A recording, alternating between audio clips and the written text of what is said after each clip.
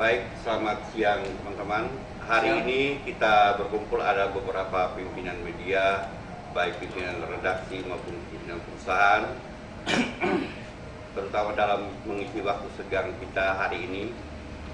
Coba kita mendidik beberapa isu, terutama terkait dengan pengelolaan media, dan isu yang kita ambil hari ini dengan tema antara pers dan idealisme.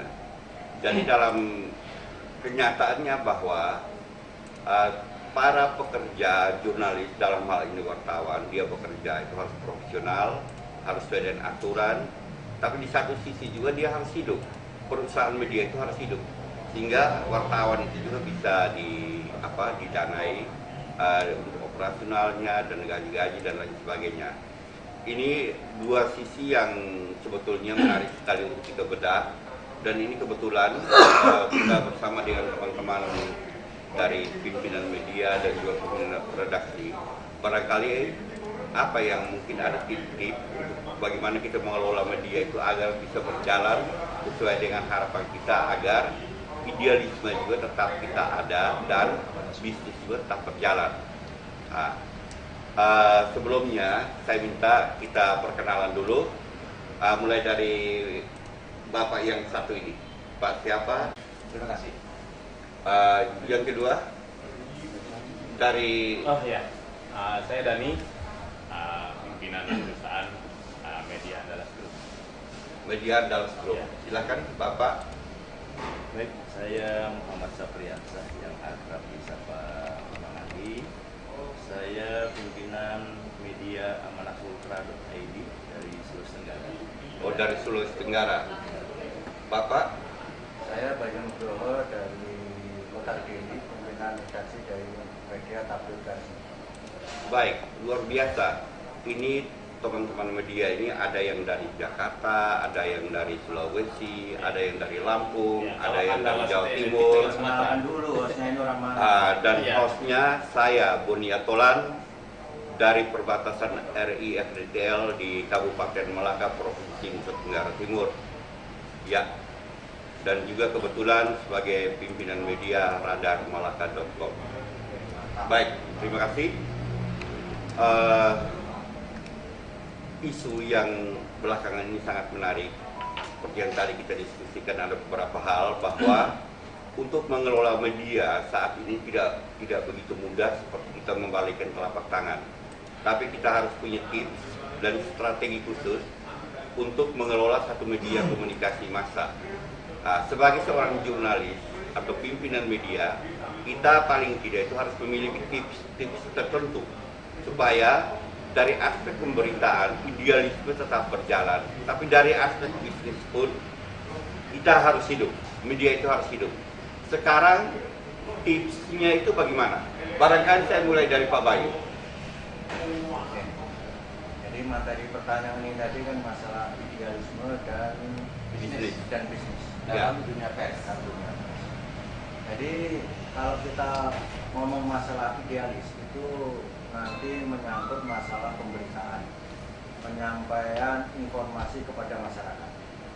Biasanya di sini tidak terlepas dari persnya itu sendiri. Makanya untuk menjadi seorang idealis itu tidak bertentangan dengan masalah bisnis asal dikelola dengan baik. Karena untuk menjadi seorang idealis itu kan inti dari idealis seorang jurnalis itu tidak merubah suatu berita dengan motivasi apapun, baik itu mungkin karena kedekatan saudara dengan uang dan lain sebagainya, tidak merubah berita. Intinya itu profesionalisme dalam berita, kode etik yang kita pegang. Biasanya media dalam menyampaikan suatu berita itu ada berbagai macam cara. Ada kita yang mencari. Dalam kita mencari suatu berita, disitulah dituntut idealis itu harus ada. Karena kalau kita mencari itu sesuai dengan keinginan kita yang mencari. Jangan sampai kita mencari, setelah dapat nanti ada sesuatu, berita kita jadi berubah. Nah ini idealisnya nggak dapat. Berbeda lagi kalau dalam penyampaian berita itu kita tidak mencari, kita mendapatkan penawaran kerjasama untuk lingkungan. berarti kan kita menyampaikan meliput suatu berita yang sudah ditawarkan kepada kita. Nah, itu beda lagi. Karena di Undang-Undang Pers itu disebutkan idealis itu kalau kita sedang wartawan itu sedang mencari. Jadi wartawan kalau sudah mencari berita itu dilindungi hukum dan kode etik semua dipakai. Tapi kalau kita itu ditawari suatu liputan itu sudah keluar dari itu karena kita tidak mencari. Nah, itu. Terus untuk masalah bisnis itu sendiri, suatu media redaksi itu tidak bisa terlepas dari bisnis karena untuk berlangsungan suatu redaksi itu harus ada manajemen bisnisnya. Karena sekarang tidak mungkin untuk menjalankan sesuatu pemerintah itu kita istilahkan tidak memakai biaya semua, pakai biaya. Makanya untuk suatu perusahaan itu dituntut untuk mempunyai manajemen yang bagus dalam mengelola perusahaannya, termasuk nanti untuk mengelola masalah redaksi. Memang di sini harus dipisahkan antara redaksi sama manajemen. Makanya di sini redaksi ada ruangnya khusus, ada pemimpin redaksi dan lain sebagainya. Yang jadi masalah di sini kita melihat di masyarakat banyak sekali pimpinan media itu yang merangkap menjadi pemimpin redaksi. Ya. Nah, di sini menurut saya juga tidak ada aturan yang melarang untuk itu. Tapi untuk profesionalisme kerja di sini kita harus bisa membagi waktu. Kapan kita pada waktu menjadi seorang pimpinan redaksi dan kapan kita harus mengatur bisnis ini agar bisa tetap berjalan dan mendapatkan keuntungan. Ya, baik Pak Bayu, mungkin untuk sementara itu dulu kita dengarkan dulu dari Pak Andi mungkin ada terkait idealisme pers dan juga tentang idealisme antara pers dan bisnis.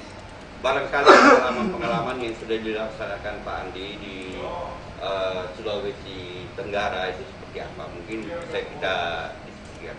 Baik, terima kasih Pak Joni. Saya menanggapi mengenai apa itu bahwa antara idealisme dengan bisnis ya. Di dunia pers. Awalnya saya membentuk media itu jujur bukan orientasinya bisnis pada awalnya. Kenapa? Saya berpikir bahwa karena saya juga lahir dari seorang pergerakan, sehingga idealisme itu masih menggebu-gebu pada saat itu di hati saya, dan melihat persoalan-persoalan yang ada di tengah masyarakat itu kok tidak tersampaikan dengan maksimal. Terus saya membaca berita-berita yang muncul di media-media cetak, media online lainnya itu membuat saya agak greget gitu. Kenapa ini tidak dikupas tuntas, ya? Terus kenapa ini tidak diberitakan secara sesuai dengan fakta yang ada? Dari kerisauan itulah sehingga saya melahirkan sebuah berita.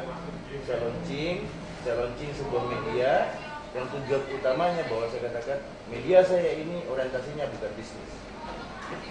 Tetapi betul seiring dengan perjalanan waktu kita tidak bisa menafikan bahwa dalam menggerakkan roda media itu sendiri ya kita butuh finansial, kita butuh biaya untuk menghidupi adik-adik wartawan kita yang bekerja gitu. Nah, sehingga saya membuat satu kebijakan kepada adik-adik wartawan atau kepada pimpinan redaksi kami, saya sampaikan bahwa begini, untuk menjalankan roda perputaran keuangan media kita itu, yuk silakan jalin kerjasama yang baik dan benar. Dan saya tidak membenarkan wartawan saya itu untuk satu melakukan pemerasan, pemaksaan terhadap narasumber dan seterusnya. Sepakat apa yang disampaikan oleh Bang Bayu tadi bahwa ada beda antara berita yang dicari dengan berita yang ditawarkan. Jadi dalam bentuk kerjasama itu kita bangun. Tetapi kerjasama itu pun kita akan melakukan filter. Dalam artian filter, ini berita-berita apa sih yang harus kita sajikan? Jangan sampai hanya karena gara-gara kerjasama, terus kita dibatasi ruang gerak kita untuk memberitakan apa yang sudah dilakukan. Contoh, bekerjasama dengan pemerintah daerah misalnya. Terus kita harus disetir untuk tidak memberitakan hal-hal yang negatif tentang kebijakan yang dibuat oleh pemerintah daerah itu sendiri. Itu tidak bisa juga. Gitu. Baik Pak, untuk Pak Andi untuk sementara itu dulu, kita kasih kesempatan untuk teman kita dari Lampung. Silakan. Berbagi pengalaman hampir sama mungkin dengan berangkatnya saya di media dengan Bang Andi. 2016 waktu itu online belum seperti saat ini. Karena dari 2015-16 itu online-nya sudah mulai sudah mulai menjamur lah katakan begitu. Saya berangkatnya bukan dari bisnisnya pada saat itu, karena saya ada bisnis lain, tapi saya pengusaha. Tetapi berjalannya waktu, kata Bang Andi tadi, itu tidak bisa kita pungkiri, karena di pemberitaan itu di produk media ini ada bisnisnya. Kita bicara profesional dan bisnis. Kalau menurut saya, yang saya terapkan juga di tulisan saya, ini perlu profesional untuk membidang itu. Contoh, sekarang saya punya 3 streaming, cetak majalah saya bulanan dan online. Ini tidak saya gabungkan, pengurusannya beda-beda, pimpernya beda-beda. Nah, di situ saya menerapkan profesional sehingga bisa melahirkan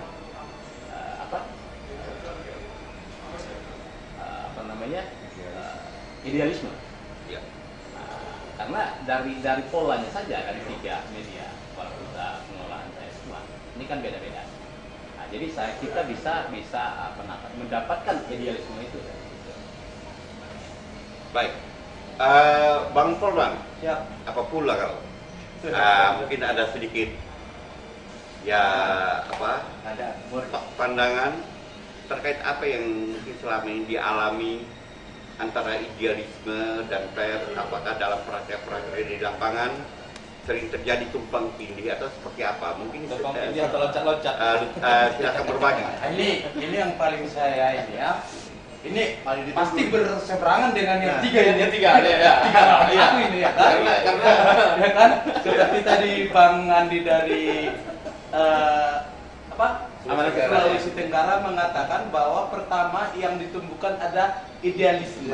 Setelah berjalan masuk ke bisnis, ya kan gitu kan? Nah, kalau saya melihat ada 2 porsi, ya, 2 porsi.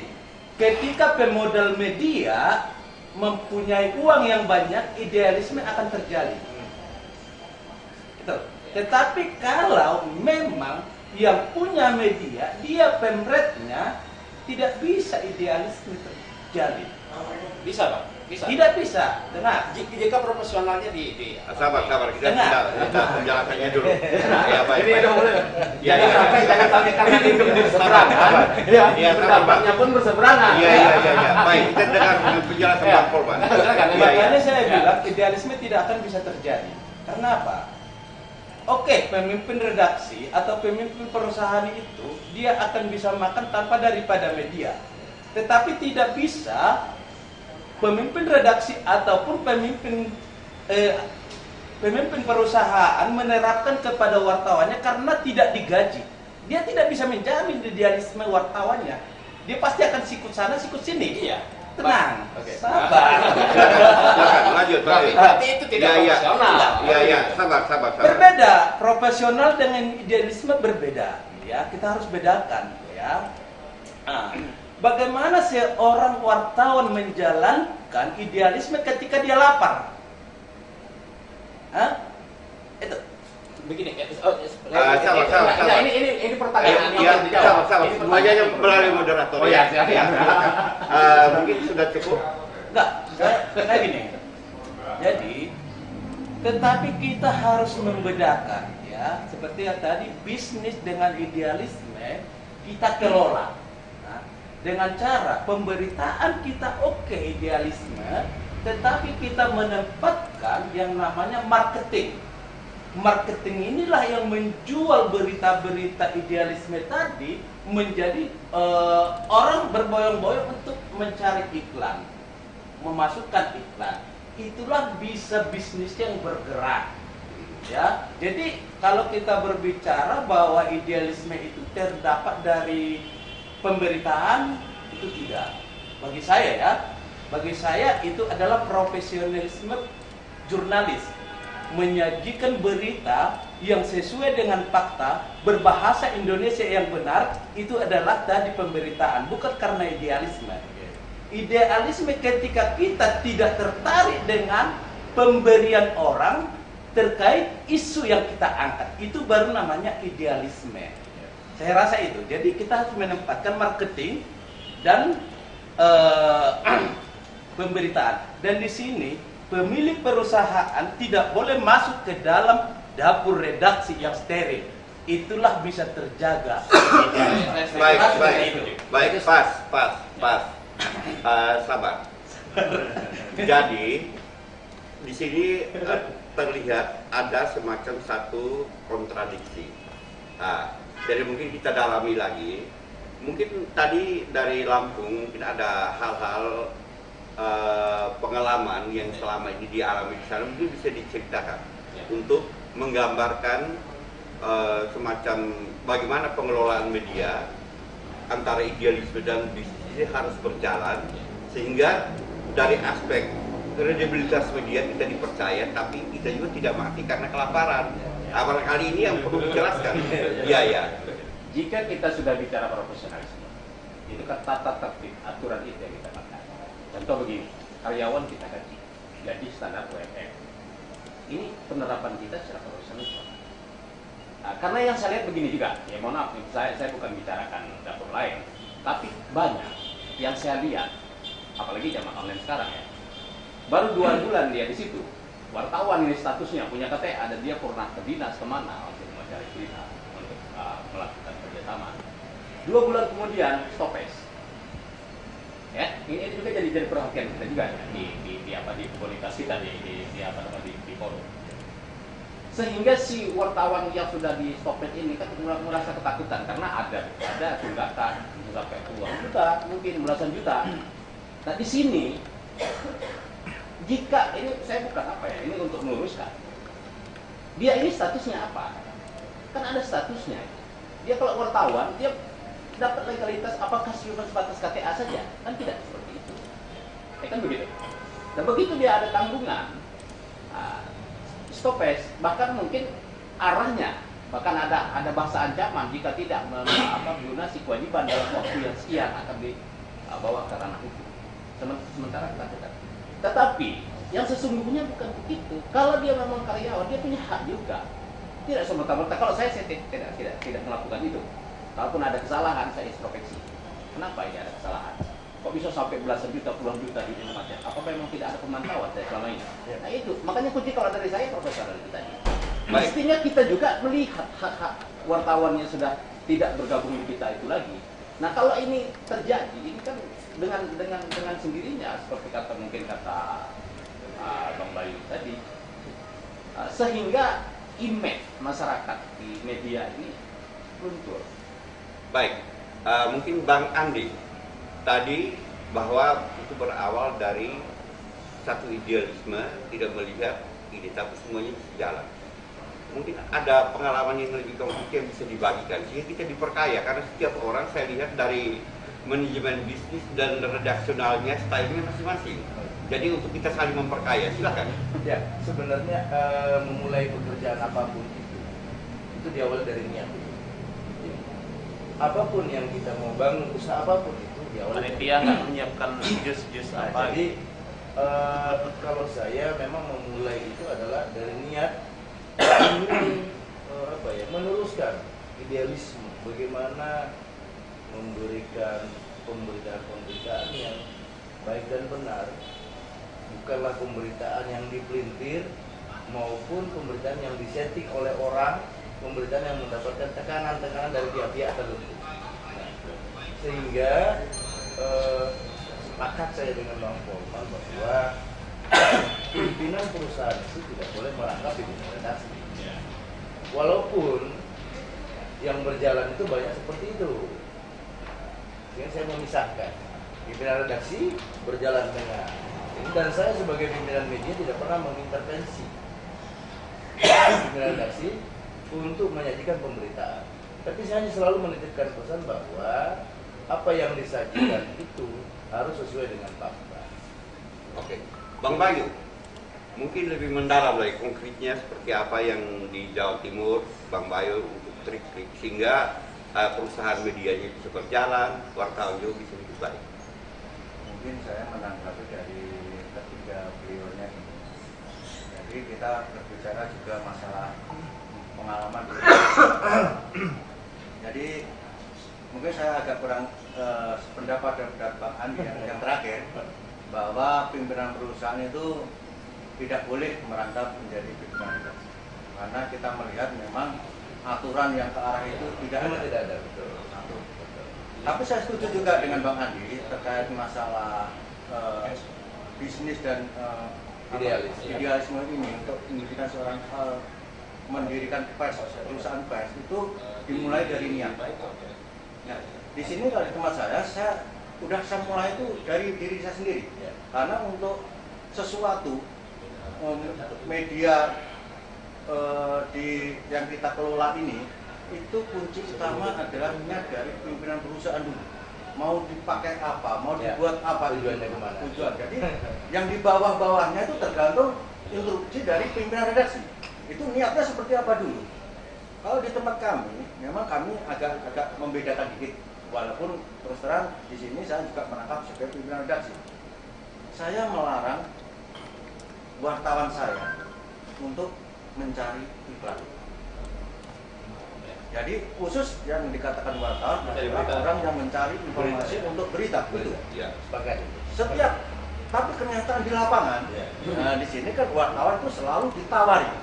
Nah, di sini saya menginstruksikan kepada wartawan saya, kalau ada yang menawari, jangan dilayani. Dalam arti jangan dilayani. Kita harus memberitahukan, mengedukasi bahwa kita itu wartawan. Tugas kita mencari informasi untuk membuat berita. Kalau memang mengajak kerjasama, silahkan apa yang ditawarkan nanti dengan perusahaan. saya sampaikan kepada perusahaan. Itu bisa ditanya kepada anggota saya. Betul. Nah, jadi disitulah nanti tercipta profesionalisme, tercipta juga idealisme. Karena untuk idealisme yang disampaikan ini, menurut saya idealisme masalah pemberitaan doang. Ya. Sepakat. Tapi di luar itu kan sistemnya kita juga harus berpikir sebagai pimpinan redaksi. Bagaimana agar dapur redaksi ini juga bisa berkembang, bisa bertahan. Itu kalau menurut saya. Jadi memang harus ada niat dulu dari pemilik perusahaan itu sendiri. Tidak menjamin suatu perusahaan besar, media besar itu profesional. baik. Bang Polman, Siap. ini teman-teman sudah membagikan Bang Polman di wilayah DKI. Kira-kira strategi apa yang dilakukan selama ini untuk bisa membesarkan media ini terkait dengan urusan perusahaan maupun urusan redaksional? Singkat saja. Ya, untuk membesarkan sesuatu ya, bukan hanya media di bidang manapun. Kita fokus media. Ya, Ayo itu kita. Oke. masalahnya begini. Ya. Sesuatu apapun, Ya. berarti sudah menyangkut semuanya.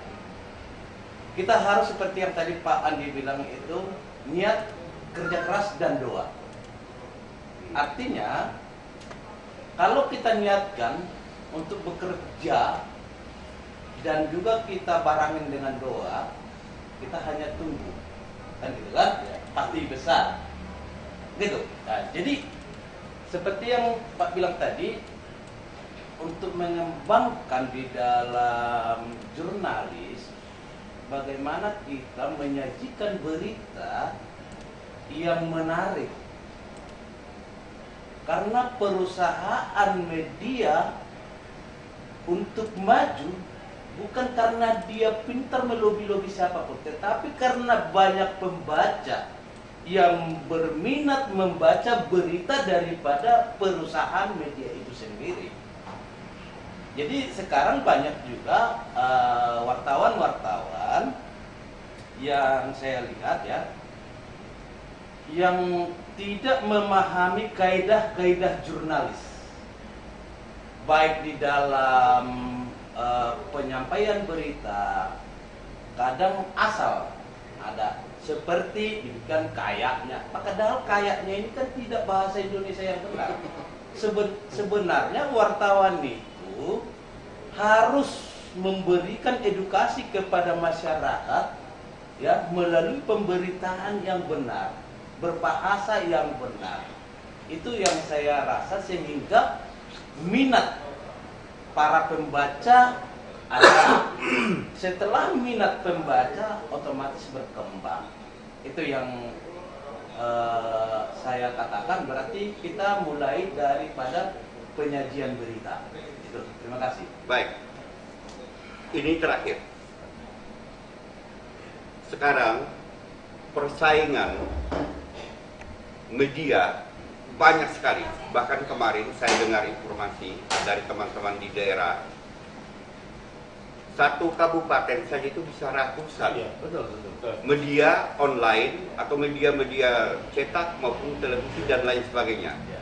Barangkali dalam menghadapi persaingan seperti itu mungkin kita bisa berbagi. Apa yang harus kita lakukan sehingga kita tetap eksis? Bang Andi. Ya. Kalau menghadapi persaingan sebenarnya buat saya itu bukanlah suatu tantangan, bukanlah sesuatu yang harus kita saling mengunjuk gigi di situ. Tapi lagi-lagi kita kembali bahwa background awal, niat awal.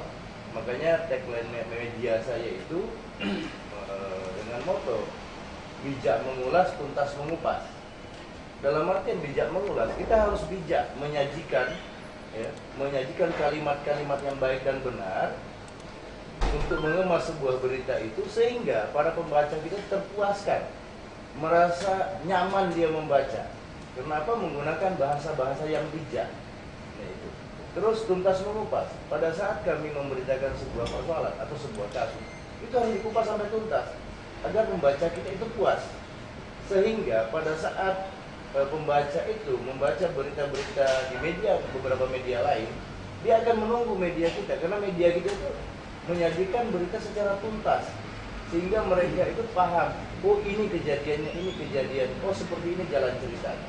Gitu. Jadi narasumber itu memang harus betul-betul lengkap untuk menyajikan sebuah berita. Dalam mengatasi persaingan media itu seperti apa caranya? Kalau untuk persaingan media itu kami hanya bertahan dengan pola itu, menyajikan. Alhamdulillah dengan kita menyajikan berita yang betul-betul konkret, sebenarnya kita masih tetap eksis. Nah, itu orang akan melihat, ini tidak bagus, pemberitaannya tidak lengkap begitu. Nih, jadi kami santai saja, tidak terlalu terus menanggapi sedikit apa yang disampaikan Bang Polman tentang bagaimana seorang wartawan harus mampu menulis dengan kalimat-kalimat yang baik. Nah sebenarnya kalau saya melihat, karena kita di forum pimpinan redaksi nasional, itu bukan kepada wartawannya, tapi kita masuk kepada redaksi. Jadi berapa puluh orang pun wartawan di bawah, filter akhir kita itu di pimpinan redaksi, gitu. Redaksi yang menentukan. Makanya menempatkan seorang pimpinan redaksi itu orang yang betul-betul menguasai, melebihi 1 klik atau 2-3 klik di atas wartawan kita secara umum. Nah, paling tidak dia sudah teruji lah secara kompetensi. Gitu. Dia punya kemampuan yang lebih dalam komunikasi dan pembuatan berita. Saya rasa begitu. Baik, Pak Bayu. Oke, untuk menanggapi masalah persaingan yang cukup banyak di daerah, saya menerapkan di media kami untuk mendapatkan pendapatan untuk menghidupi media kami tidak mengkhususkan diri kepada satu bidang. Mungkin kita kerjasama dengan dinas ataupun kerjasama dengan instansi. Saya tidak menerapkan itu. Untuk mendapatkan penghasilan, saya berusaha. Ini di luar dari pimpinan redaksi, karena saya kan juga pimpinan perusahaan. Nah, saya menerapkan dan membedakan. Jadi saya ada tim sendiri yang mengelola dan nanti untuk mendapatkan pendapatan itu bukan cuma melalui iklan dari birokrasi. Iklan swasta pun kita serap. Terus dalam hal iklan itu pun kita bagi. Ada dalam bentuk iklan, ada dalam bentuk itu kerjasama liputan, pemberitaan. Nah di situ jadi kami menerapkan di perusahaan kami untuk menghidupi media kami tidak tergantung kepada satu sektor. Ya. Makanya kita walaupun di tempat kami media itu banyak, tapi sampai saat ini kita masih bisa bersaing. Bagaimana di Lampung?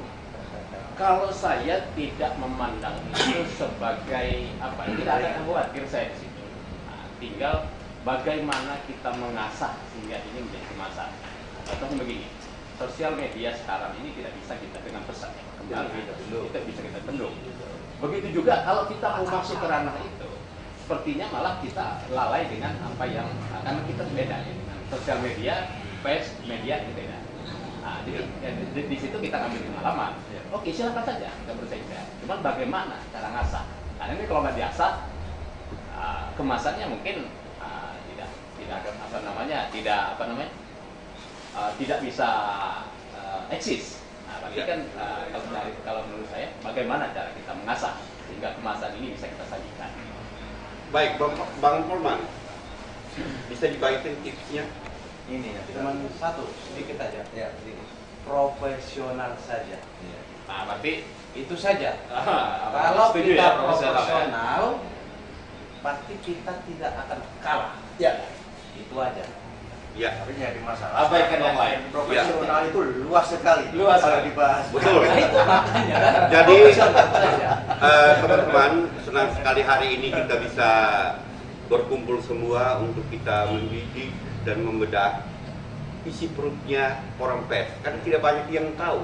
Ya. Ini mereka wartawan ini. Sekalian curhat-curhat juga nih. Mereka bisa dapat uang Ya. dari mana untuk bisa mengelola media. Padahal di dalam mengelola satu media, kita seperti yang tadi dijelaskan teman-teman itu, kita mengandung dua hal.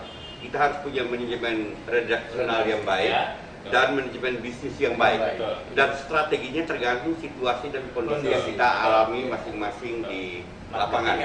Ya.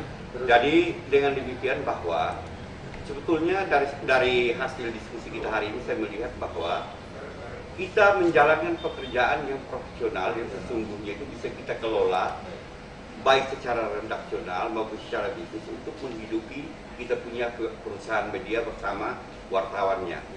Jadi mungkin ini satu masukan yang sangat berharga, satu diskusi awal yang bagus, sehingga teman-teman kita semua yang ada di daerah maupun di ibu kota, kita tetap memberikan satu mengemban tugas kita sebagai pekerja media, sebagai pimpinan media, pimpinan perusahaan untuk mengembangkan pers ini ke depan.